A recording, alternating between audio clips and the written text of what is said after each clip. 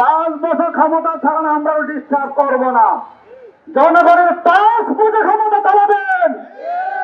যে জনগণ আপনাদেরকে ভোট দিচ্ছে, 51% ভোট দিয়ে ক্ষমতা বসাইছে, সে জনগণ 70% জনগণ জুলাইয়ের সনদের পক্ষে হা ভোট দিয়েছেন।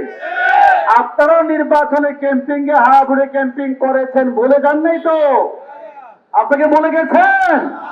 সুতরাং অনতি বিলম্বে একটি স্বাধীন সার্বভৌম সক্রিয় দেশ হিসাবে আত্মপ্রকাশ করার জন্য অবশ্যই অনতি বিলম্বে জনগণের রায়কে মেনে নিয়ে জুলাইয়ের সনদ বাস্তবায়ন করতে হবে। AKS অর্জন করলো গিনেস ওয়ার্ল্ড রেকর্ডস।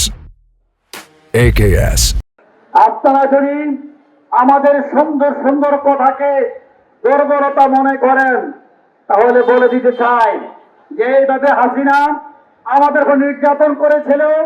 নির্যাতনের এক পর্যায়ে আজকের 1 আগস্ট 24 সালে জামাত এবং শিবিরকে নিষিদ্ধ করেছিল। এরপরে জামাত শিবিরের তীব্র আন্দোলনের কারণে হাসিনা দেশ থেকে পালাতে বাধ্য হয়েছিল। এদেশের জনগণ, গোয়েন্দা বিভাগ সবাই জানেন হাসিনা পতনে কার ভূমিকা সবচেয়ে ভালো ছিল। এখানেও গতকাল একটা ফেসবুকে নিউজ দেখলাম, আওয়ামী লীগের এক নেতা প্রবাসে বসে বক্তব্য রাখে বলেন, বিএনপিকে আমরা ফেক মনে করি না, আমরা ফেক মনে করি শিবির জামাতকে ফেক মনে করি। সুতরাং আওয়ামী লীগের মতো জগদ্দল পাতার জামিনকে সরাতে 36 দিন লাগলে, আপনারা বলেন ভালো কথা না মানলে, সোজা পরামর্শ না শুনলে, অনুরোধ না শুনলে কয় ঘন্টা লাগবে আপনারা বুঝে নেন।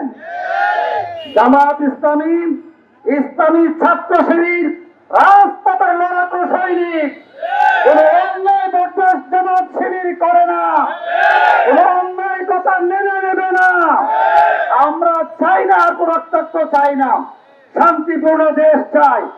এখন যারা জুলাইয়ের কথা বলছেন, আপনারা আমাদের বিরোধী দলের সহযোদ্ধা এনসিবির তো আপনি হামলা চালিয়েছেন, এই হামলা বন্ধ করুন।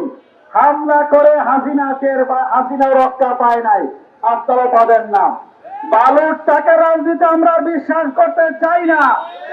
বালুর টাকা রাজনীতি করে হাসিনা পস্তাইছে, পুরাতন রাজনীতি আপনারা আবিষ্কার করবেন না।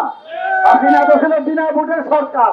আরে ভাই, আপনি তো ভোট পাই সরকারে গেছেন, আপনি এত ভয় পাচ্ছেন কেন? সাহস নিয়ে গিয়ে যান, ইনশাল্লাহ ভালো কাজ করেন, আপনার পাশে আমরা থাকবো। অন্যায় করে আপনাকে এক মুহূর্ত ছেড়ে দেব না।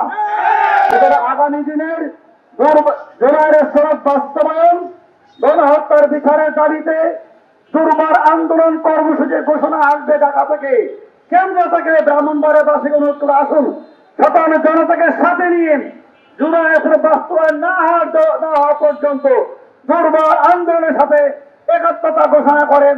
আপনাদের সকলের সার্বিক সহযোগিতা কামনা করে আজকে আমার বক্তব্য শেষ করছি।